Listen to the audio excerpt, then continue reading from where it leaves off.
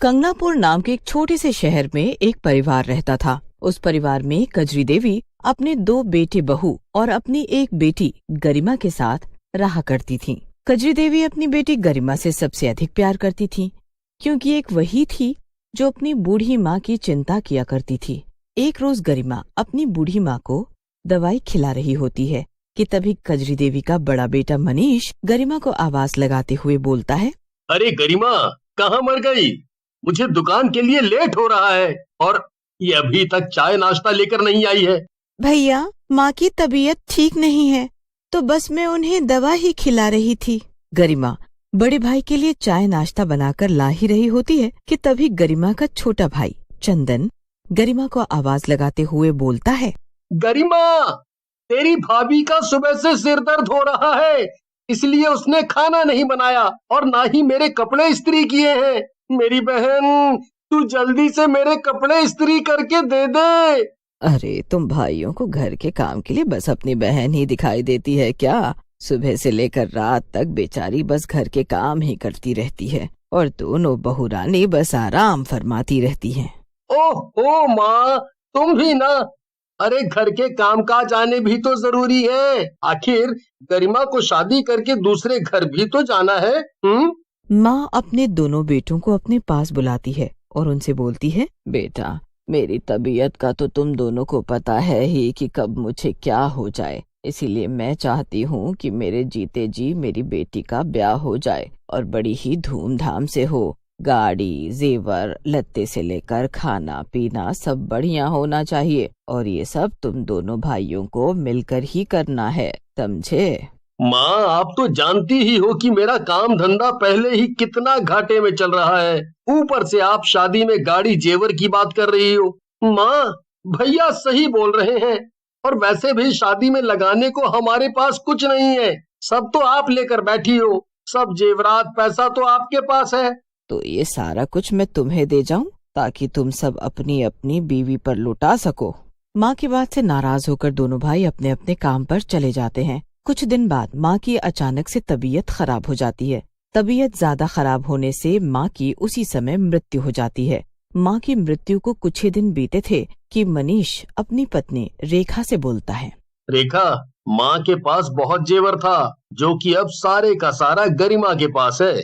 अजी, उस जेवर पर तो अब आपका हक बनता है, आखिर आप घर के बड़े हैं। पर देखो, माँ सारा जेवर मकान सब गरिमा के नाम कर गई और हम लोगों को कंगाल करके चली गई। तभी वहाँ पर चंदन और उसकी पत्नी मीनाक्षी आते हैं और रेखा की बात सुनकर बोलते हैं, सही बोल रही हो जेठानी जी, माँ तो हमें बस घर का एक छोटा सा कोना थमा गई और सब इस गरिमा को सौंप गई। अगर हमें ये घर मकान और जेवर सब अपने नाम करना है तो कुछ करना ही होगा, नहीं तो गरिमा की जहाँ शादी हुई नहीं कि हम सब सड़क पर नजर आएंगे। सब आपस में बात कर ही रहे होते हैं कि तभी गरिमा वहाँ आ जाती है और अपने भाई से बोलती है, भैया, आप मुझसे माँ के जेवर लेना चाहते हैं, पर मैं आपको बता दूं कि वो जेवर मेरी माँ के हैं और उनकी आखिरी इच्छा थी कि मेरी शादी उन्हीं खानदानी जेवर को पहन कर हो, इसीलिए मैं वो जेवर आप दोनों में से किसी को भी नहीं देने वाली। और वैसे भी आप दोनों भाई भाभीियों ने कभी न मुझे प्यार दिया और न ही कभी माँ की फिक्र की, इसीलिए उन जेवर पर आप दोनों भाइयों का कोई हक नहीं बनता। ऐसा बोलकर गरिमा वहाँ से चली जाती है। गरिमा के जाते ही रेखा बोलती है, अजी, देख रहे हो इस लड़की के तेवर, आज जेवर के लिए हम सबको इतना कुछ सुनाकर चली गई, कल को तो ये हमें इस घर से भी बाहर निकाल फेंकेगी। इस गरिमा को तो आज रात को ही हम लोगों को ठिकाने लगाना होगा, इससे पहले कि ये हमें सड़क पर लाकर खड़ा कर दे। फिर क्या था, दोनों बहुएं और भाई आपस में मिलकर गरिमा के खाने में जहर मिला देते हैं, जिसे खाते ही गरिमा की उसी समय मृत्यु हो जाती है। गरिमा की मौत के दूसरे ही दिन चंदन अपने भाई मनीष से कहता है, भाई, ना जाने इस गरिमा ने जेवर और घर के कागजात कहाँ छुपा कर रखे हैं कि पूरा घर छान मारा पर कुछ हाथ नहीं लगा। तेरी भाभी और मैं भी 2 दिनों से उन्हीं की तलाश में लगे हैं, पर हमें भी कुछ नहीं मिला। आज रात हम दोनों भाई गरिमा के कमरे की फिर से तलाशी लेंगे, क्या पता कुछ मिल जाए। फिर दोनों भाई रात के समय गरिमा के कमरे की तलाशी लेने लगते हैं कि तभी चंदन को अपने सामने एक डरावनी चुड़ैल दिखाई देती है।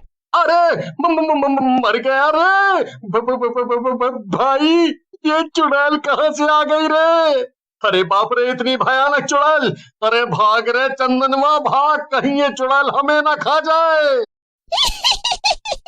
अरे अरे, कहाँ भागने की सोच रहे हो? अगर भाग गए तो जेवर और घर के कागजात कैसे ढूंढोगे? चुड़ैल की हंसी सुनकर रेखा और मीनाक्षी अपने कमरे से भागते हुए गरिमा के कमरे में आती हैं और वहाँ चुड़ैल को देखते ही दोनों के होश उड़ जाते हैं। चुड़ैल, अजी हमारे घर में चुड़ैल है। तभी चुड़ैल हंसते हुए बोलती है, तुम सबने ये क्या चुड़ैल चुड़ैल लगा रखा है? अरे भूल गए मुझे? मैं हूँ तुम्हारी बहन, जिसे तुम चारों ने मिलकर मार डाला और अब आए हो सारा जेवर चोरी करने। अब तो ना तुम्हें जेवर मिलेंगे और ना ही इस घर के कागजात।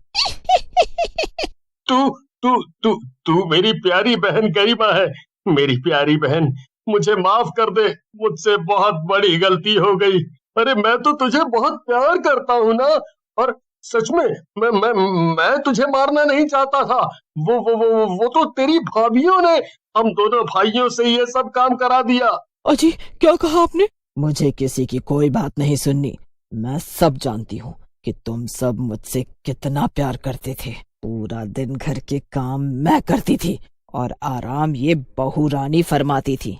अरे अरे मेरी लाडो, हम सब तुझसे हाथ जोड़कर माफी मांगते हैं।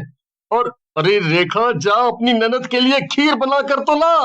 अब से मैं अपनी बहन का पूरा ख्याल रखूंगा। गरिमा मेरी बहन, तुझे खीर बहुत पसंद है ना?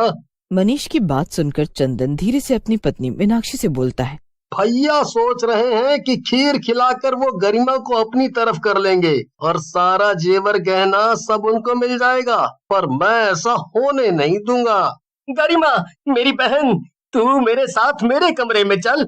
वहाँ चलकर तू आराम करना और मैं तेरी सेवा करूंगा।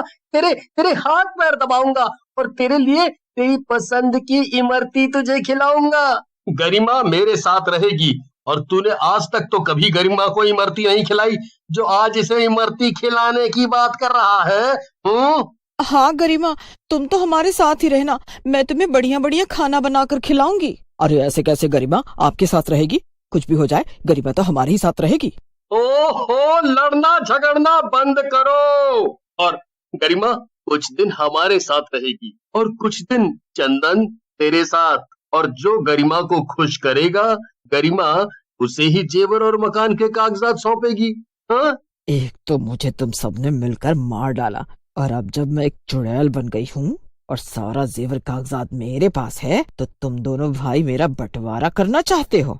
सब समझती हूँ मैं कि तुम दोनों अपनी इस चुड़ैल बहन का बंटवारा इसलिए करना चाहते हो ताकि तुम्हें जेवर और मकान के कागजात मिल सके, और मेरी इतनी चापलूसी भी इसलिए हो रही है क्योंकि मैं तुम सबको कुछ ना कर सकूं, है ना? क्यों? ऐसा बोलते ही चुड़ैल जोर जोर से हंसने लगती है और हंसते हुए बोलती है,